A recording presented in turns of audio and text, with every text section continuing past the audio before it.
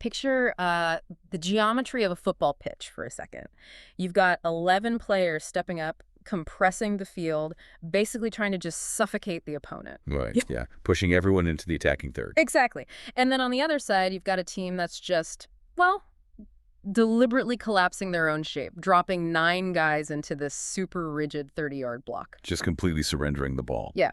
It's this massive exercise in structural tension. One team is generating all this kinetic energy, and the other is just absorbing it, waiting for, like, that exact millisecond a microscopic fracture opens up. Because that fracture is exactly where World Cup matches are won and lost. I mean, it's the ultimate test of tactical discipline versus overwhelming force. It really is. And before we break down exactly how that tension is going to snap in today's matchup, I actually want to step away from the pitch for just a second to speak directly to you, our listener. Yeah, we have a milestone to talk about. We do. First off, just a massive, massive thank you. I mean, you are the foundation of our success and our continuation, truly. Absolutely. And we want to invite you to hit that subscribe button, follow all the latest updates, and, just encourage our team, because we're actually chasing a pretty bold goal right now.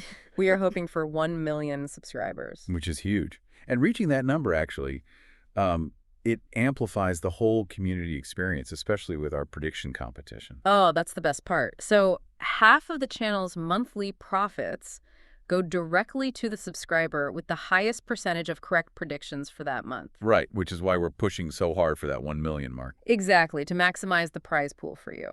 And I need to make this super clear right now. We are not a betting platform. Not at all. Right. The prize money comes strictly from the channel's profits. Not a single cent comes from the predictor's own money.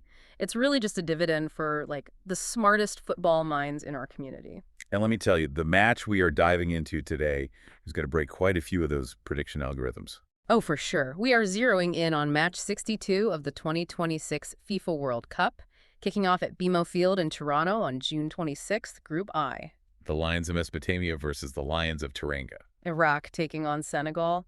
And man, both these squads are coming in carrying a ton of baggage from tough matchday 1 losses. Yeah, France methodically took apart Senegal 3-1. And Norway, with Erling Haaland just physically overpowering everybody, beat Iraq 4-1. So this is do or die. Survival arithmetic in full effect. Yeah. A loss here, and you're booking a flight home. Okay, let's unpack this, because the historical weight here is heavy.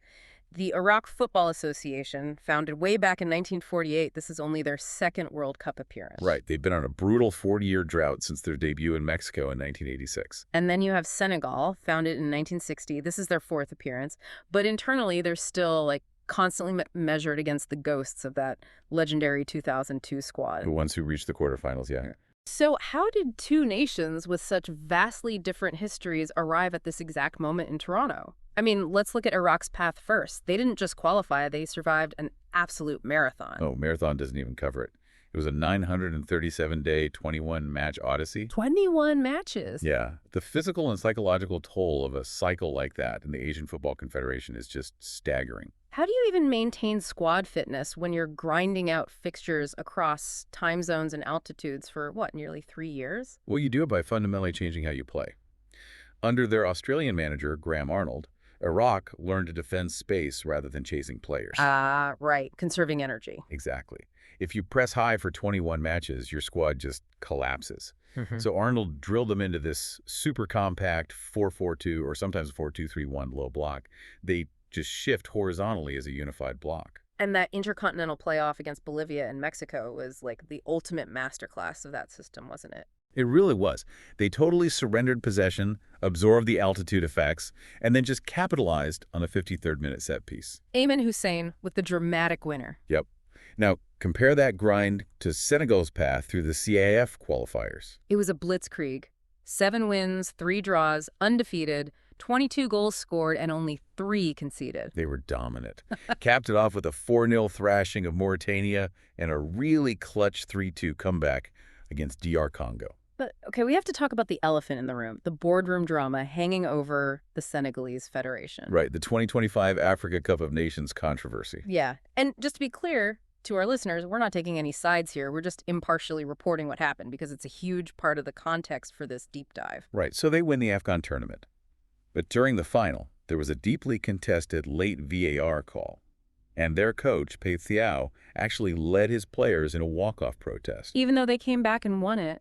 Exactly. But then the Confederation of African Football stepped in and stripped Senegal of the title on appeal, saying the walk-off was technically a forfeit. Which is wild. And now it's pending an appeal at the Court of Arbitration for Sport. I look at that and it feels like Iraq is this, I don't know, this indie film that survived production hell to make it to the Oscars. That's a way to put it. And Senegal is like the massive blockbuster franchise currently dealing with explosive behind-the-scenes studio drama. Do you think that boardroom chaos is going to distract them on the pitch? See, I actually strongly disagree with framing it as a distraction. Really? Why? Because building a cohesive identity in international football is incredibly hard. You only get these players for a few weeks a year. The How has weaponized this controversy. Oh, like an us versus the world mentality. Exactly. He's engineered a siege mentality. It's Senegal against the governing bodies. Yeah. And that anger translates directly into the aggressive, suffocating 4-3-3 high press he demands. Okay, here's where it gets really interesting for me. If Senegal's high press is fueled by that anger, how does it match up against Iraq's low block? It's the classic unstoppable force meeting an immovable object. Senegal wants the ball. They averaged 55% possession in qualifying, a massive 86% pass accuracy. Right, and Graham Arnold is totally fine with that. Iraq won that do-or-die playoff with just 32% possession. Exactly. But if Senegal pushes their fullbacks, Crepin Diatta and El Hadji Malik Diouf, way up the pitch to overwhelm the flanks. Wait, if Iraq is just absorbing all that pressure in a 4-4-2, how do they actually score? How does sitting back result in a goal? Because of the space those Senegalese fullbacks leave behind. There's like 40 yards of empty grass back there. The counterattack. Right. Iraq's transitions are incredibly direct. The second they win the ball, it's instant vertical distribution. Zidane Iqbal's job is to get that first clearance and launch a diagonal pass right into that empty space. Okay, let's pause the tactical chess match for just a second. I want to give a quick reminder to you, our listener. If you're loving this deep dive, hit subscribe. Yes, please do. You are the foundation of our success, and you can help us hit that 1 million mark. Plus, don't forget about the prediction competition. Zero betting involved. Strictly funded by channel profits to reward your football brain. Which you'll need, because picking a winner between these two rosters is tough when you look at the disparity. The tail of the tape is crazy. Senegal's squad is valued at around 478 million euros, with over 18 European-based pros. And Iraq. Valued at about 21 million euros, with only 3 guys playing in Europe. It's a massive gap. And Senegal's spine is built on this incredible 34-year-old veteran trio. Right, Captain Kalidou Koulibaly at Al Hilal, Edouard Mendy in goal at Al Ahly, and of course Sadio Mané at Al Nassr, their top scorer with 53 goals. But they also have youth. Nicholas Jackson from Bayern Munich, playmaker Lamine Camara from Monaco, and 18-year-old Ibrahima Mbaye from PSG. Okay, but let me challenge you on that golden generation spine. A blockbuster budget is great, but Mané, Koulibaly, Mendy, they are all 34. Are we looking at an aging spine that might just crack under the physical intensity of a World Cup group stage, especially chasing down counterattacks? It's a very valid concern. Yeah. Especially with Koulibaly, who's had some well-documented thigh injury issues recently. If Iraq forces him into constant foot races out to the touchlines, his legs will feel it. Right. And Iraq has the guys to test him. Aymen Hussein, who plays for Al Karma, he's their target man, scored 12 goals in qualifying, plus their only goal against Norway. He's a 6'2" battering ram. And Iraq uses these clever basketball-style screens on set pieces just to isolate him. And then you have Zidane Iqbal at Utrecht pulling the strings, and Ali Al-Hamadi from Ipswich Town. He's their highest market value star. Al-Hamadi is a critical variable. When Hussein drops deep to hold up the ball, Al-Hamadi is the one making those blindside runs past Koulibaly. So individual brilliance and tactical setups are great on paper, but they have to survive the reality of Group 1. The group of death. Exactly. France, the favorites, sit at 3 points. Norway, powered by Haaland, sit at 3 points. Senegal and Iraq are at 0.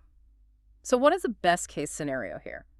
For Iraq, the optimistic scenario means Hussein plays flawlessly. They maintain elite defensive discipline, frustrate Senegal for an hour, and steal a goal on a set piece to scrape a third-place finish. And the pessimistic scenario. An early defensive collapse. Their lack of bench depth gets exposed, and they're on a plane home. What about Senegal? Optimistically, man's magic and the young stars click. They break the low block and go on a deep run, matching 2002. And pessimistically, they finished third behind France and Norway because they lack a clinical finisher and those aging legs just gim out against the counterattack. Which aligns with the statistical models.